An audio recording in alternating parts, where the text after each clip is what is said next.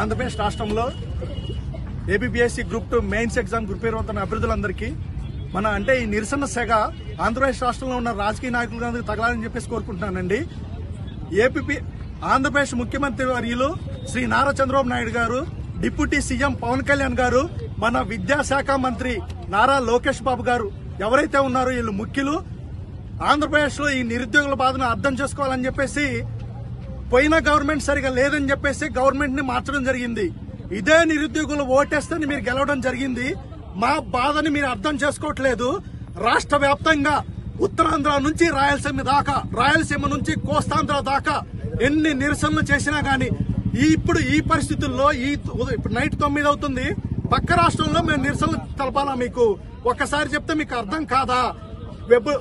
అంటే రోస్టర్ లో మిస్టేక్స్ ఉన్నాయని చెప్పి మీరెవరైతే ఉన్నారో మహానుభావులు, గొప్పలు, పెద్దలు, ఎంతమంది విద్యావేత్తలు ఉన్నారో ఆంధ్రప్రదేశ్ లో అందరికీ తెలిసి కూడా జరుగుతుంది ఇది.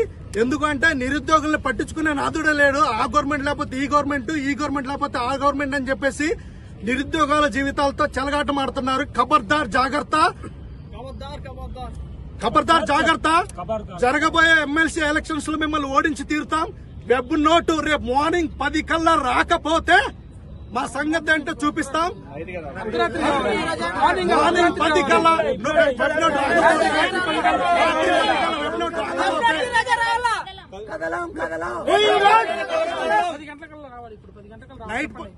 నైట్ 10 కల్లా వెబ్ నోట్ రాకపోతే మా నిరసనలు ఇలానే ఉంటాయి. మీరు ఎగ్జామ్ పెట్టుకుంటారో పెట్టుకోండి, రాస్తాం. ఎగ్జామ్ పెట్టుకోండి, మేము రాసుకుంటాం. ఎక్కడ ఎమ్మెల్సీ గానీ ఎమ్మెల్యే గానీ ఎక్కడ ఎవరు ఓటాడడానికి కూడా మీకు ఉండదు. ఎందుకంటే నిరుద్యోగులంటే మీ పొలిటీషియన్స్ కంటే చాలా తెలియగలళ్ళు. 10 నుంచి 20 సబ్జెక్టులు చదువుతారు. అంతా బాగా ఈ పాలిటీ గానీ ఏదైనా సబ్జెక్ట్ అంతా చదువుతారు.